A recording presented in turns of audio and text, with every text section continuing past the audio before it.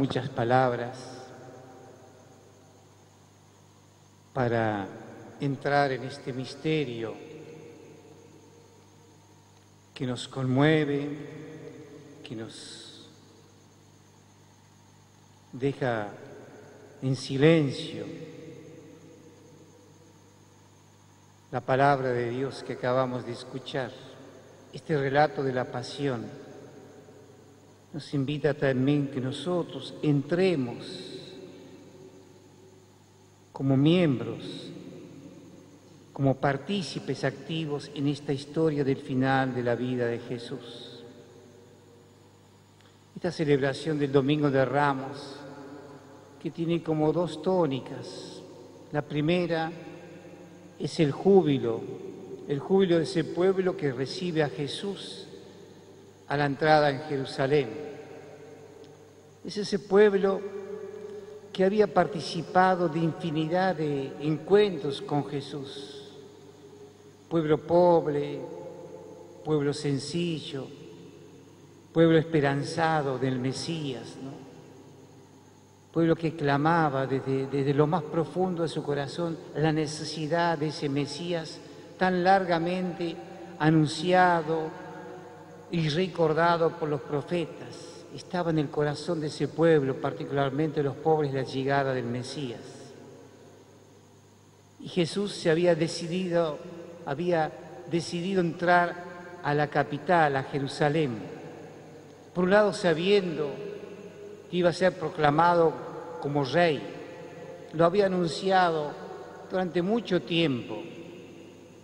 Los pequeños lo entendían, los sencillos, aquellos que fueron sanados, aquellos que se maravillaban por las palabras de Jesús. Nadie nos habló así. Aquellos que se sentían contenidos, aquellos que sentían que alguien los amaba y los respetaba, aquellos que encontraban una gracia especialísima de salud, de perdón, de integración, ¿no? Ese es el Jesús que ellos conocieron en ese largo camino de la Palestina, en la que Jesús se encontró con tantos y tantos, multitudes de gente escuchando en el Sermón de la Montaña esas bienaventuranzas, muchísimos participando de esos milagros donde Jesús mostraba su realidad más profunda y ellos sabían captarla.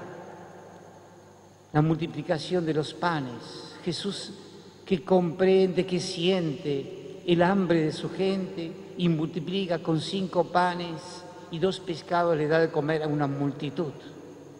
Ese es el mismo Jesús que salió al encuentro de los leprosos, que no tenían lugar en esa sociedad, en esa comunidad, y estaban totalmente apartados.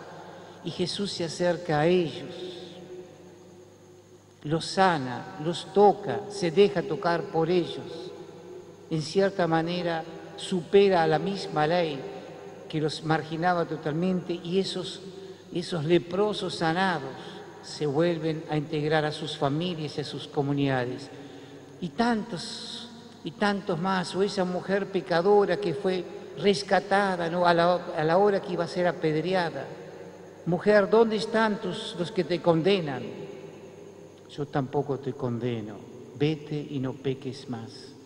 ¿Cómo no iban a reconocerlo? ¿Cómo no iban a esperar a Jesús en esa Pascua, recibiéndolo en Jerusalén? Por eso, esos ramos, por ese júbilo, por eso esa alegría a la entrada, y lo vivaban. Dice, este es el Rey. Ciertamente que en el corazón de Jesús había algo más, estaba llegando su hora. Por eso, esta es la segunda tónica de esta celebración, que nos lo presenta esta lectura de la pasión del Señor, ¿no? Y yo los invito en este tiempo tan especial que estamos viviendo en nuestras casas, ¿no? Nos hemos reencontrado con la palabra de Dios, ¿no? Tuvimos muchos momentos y tenemos muchos momentos para que en el seno familiar abramos las Sagradas Escrituras, esa Biblia, o al menos el Nuevo Testamento, y lo leamos esta pasión que nos trae el evangelista San Mateo y la que acabamos de escuchar, ¿no es cierto? Y podamos entrar en esta historia y nos veamos nosotros reflejados en ella, ¿no? Y aquí aparece esa hora de Jesús, esa hora tan temida, esa hora que a Jesús le traía angustia y mucha tristeza, ¿no? Cuántas palabras, cuántos gestos, cuántas actitudes vamos a sentir que nosotros nos estamos metidos en esta historia, ¿no? Esto de la tristeza y la angustia de Jesús, lo que estamos viviendo en estos tiempos de encerramientos, de este aislamiento obligatorio social que estamos para prevenir males mayores, ¿no? Sentimos la inestabilidad, la inseguridad, no sabemos qué va a pasar con el futuro en muchos órdenes, ¿no? Jesús sintió esa angustia mucho más profunda todavía a la hora en que iba a cumplirse esa misión a la que había venido de rescatarnos del poder del pecado y de la muerte, ¿no? Es la tristeza y la angustia nuestra, pero es esa también a las otras actitudes que vamos a encontrar en esta pasión, y si la leemos detenidamente vamos a encontrarnos y nos va a dejar pensando, ¿no? La actitud de Pedro, soberbio por un lado, creyéndose, sí, yo te voy a defender, y Jesús le había dicho, Pedro, antes que cante el gallo me vas a negar 3 veces. Ese es el Pedro que Jesús eligió, al que lo amó. Ese es el Pedro que lo reconoció como el Mesías. Ese es el Pedro que lo negó. Pero ese es el Pedro que lloró amargamente su pecado. Cosa distinto el de Judas, que lo vendió, aquel con el que había compartido la mesa, la cena del Señor, ¿no es cierto? Había puesto las manos en el plato junto con Jesús. Ese es el que lo entregó. Pero como no descubrió la misericordia y el amor de Dios, fue y se quitó la vida. Y tantos pasajes en los que nos vamos a encontrar. Por eso los invito a que lo leamos, ¿no? Y dejemos que el Señor obre en nuestros corazones, ¿no? Cuando leemos esta palabra de Dios, porque es palabra de Dios, es palabra de vida, es palabra que provoca en nosotros esa presencia del Señor, esa palabra que nos transforma, que nos ilumina, vamos a encontrarnos a nosotros en este pasaje, ¿no? Y simplemente esto nos va a ayudar, o mejor dicho, nos va a ayudar a acompañarlo a Jesús. Lo hemos recibido con júbilo. También nosotros hoy, con las palmas en las manos, con los ramos, con esas plantitas que tenemos hoy en nuestras casas, decimos, Jesús, tú eres nuestro Señor. Y te pedimos que entres a nuestras casas, en el casa de nuestro corazón. Cuando Jesús llega a nuestras casas, ese encuentro nos transforma. El paso de Jesús no nos deja iguales antes. Cuando escuchamos su palabra, esa palabra toca nuestros corazones, este es el Señor que nos transforma. Este es el Señor, ¿no?, que muestra su reinado de una manera también que los descolocó a muchísimos. Nada de poder, nada de gritos, nada de fuerza, nada de decir, acá estoy yo, montado en un burrito. Este es el Señor, el Rey, manso y humilde de corazón, ¿no? Así que lo mismo que Él decía en otro momento, vengan a mí los que se sientan agobiados, porque soy manso y humilde de corazón, y encontrar en mí alivio. Este es el corazón, este es el Jesús que hoy recibimos y que quiere llegar a nuestras casas, que queremos seguirlo a Jesús, pero sabemos que seguirlo a Jesús tenemos que entrar con los sentimientos de Él, de entrega, de anodadamiento, de sencillez, de mansedumbre. Este es el Jesús que hemos recibido a nuestras casas, que el símbolo del ramo nos recuerde siempre.